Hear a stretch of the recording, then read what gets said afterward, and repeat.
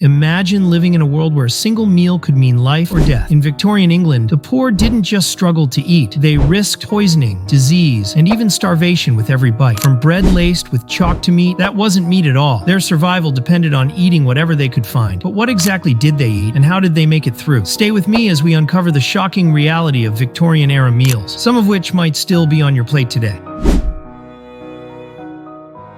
If you've read Oliver Twist, you probably remember the iconic scene where the orphan boy dares to ask for more gruel. This thin, tasteless porridge was a staple for workhouse inmates, prisoners, and struggling families. Made from oats, water, and sometimes a pinch of salt, gruel was barely enough to sustain a person. It was cheap and easy to prepare, making it a favorite among workhouse officials looking to keep costs low. Even those who weren't confined to workhouses often relied on gruel or porridge to fill their bellies. A slightly richer version could be made with milk instead of water, but for most, that was a luxury. For the poorest families, a meal often consisted of nothing more than bread, sometimes dry, sometimes soaked in water to make it last longer, but if they were lucky, they could spread it with dripping, the fat that collected in a pan after roasting meat. It was greasy, salty, and provided much-needed calories. While the wealthy enjoyed fresh-baked loaves made with refined flour, the poor often ate adulterated bread. Bakers sometimes stretched their flour supply by adding chalk, alum, or even sawdust to their dough. It filled stomachs, but offered little nutrition.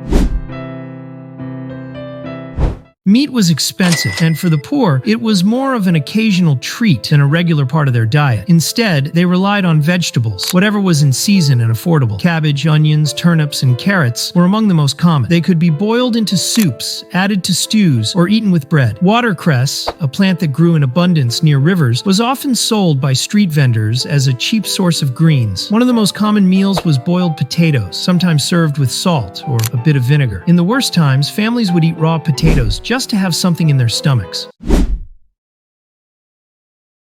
While the wealthy dined on prime cuts of beef and lamb, the poor had to settle for whatever was left behind. Butchers would sell animal heads, feet, and other scraps for cheap, and nothing went to waste. Bones were boiled for hours to make broth, which could be sipped as a meal or used as a base for soup. If they were lucky, a few bits of meat or marrow would be left on the bone, adding a bit of nutrition. Some families made sheep's head stew, boiling the entire head of a sheep with onions and potatoes. It wasn't glamorous, but it was filling. Organs like liver, kidneys, and tripe, the lining of a cow's stomach, were considered undesirable by the wealthy, but were a vital source of protein for the poor. Tripe was boiled until tender, and sometimes served with onions or vinegar. Liver and kidneys were fried or stewed, and for those who could afford it, black pudding, made from congealed pig's blood, was a rich source of iron and calories.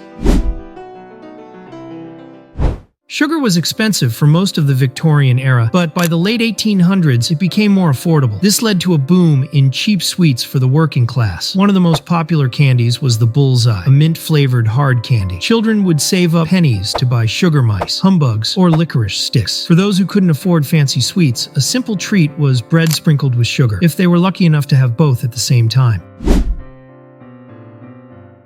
For many poor Victorians, tea was more than just a drink. It was a survival tool. It provided warmth in cold homes, gave a small burst of energy, and, most importantly, made contaminated water safe to drink. Boiling water for tea helped kill bacteria, making it a much safer option than drinking from polluted city water sources. Tea was also a social glue. Even among the poorest households, inviting neighbors or family for a cup of tea was common. It was a brief moment of comfort in an otherwise grueling life. To stretch their supply, many families reused tea leaves multiple times, making the second or third batch weaker but still drinkable. In workhouses and prisons, tea was often served weak and without sugar, just another way to keep costs low.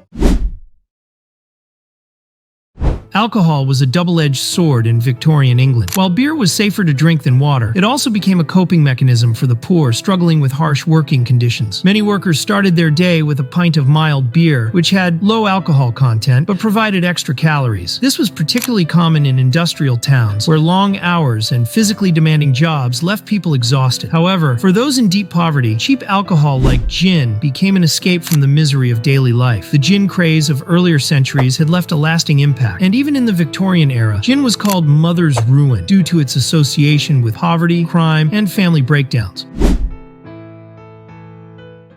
With no grocery stores like today, street food was often the only option for the poor who couldn't afford to cook at home. Street vendors sold cheap, ready-to-eat meals that were often questionable in quality, but filled empty stomachs. Some popular street foods included boiled or jellied eels, a cheap source of protein from the Thames, hot potatoes, sold in winter as a warm filling meal, pickled whelks and oysters. Since seafood was abundant, even the poor could afford it. Penny pies, tiny meat pies with questionable fillings, often mixed with breadcrumbs or offal.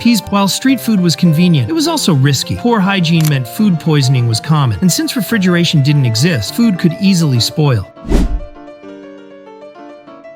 For those with nowhere else to go, workhouses provided shelter, but at a high cost. In exchange for grueling labor, inmates were given the absolute minimum food required to survive. A typical workhouse menu included breakfast, gruel and dry bread, lunch, dinner, boiled meat, if lucky, watery soup, potatoes, or peas pudding. Supper, a small piece of bread and weak tea. There was no variety, just the same tasteless meals day after day. Many feared the workhouse diet so much that they would rather starve on the streets than live under its brutal conditions. Life for the poor in Victorian England was tough. Malnutrition and disease were rampant, and many children didn't live to see adulthood. While the wealthy enjoyed extravagant banquets, the lower classes had to get creative with whatever scraps they could find. And that's just a taste of what the poor ate to survive in the Victorian era. If you want to learn more about life in this fascinating time, check out our other videos. You won't want to miss what I have coming next.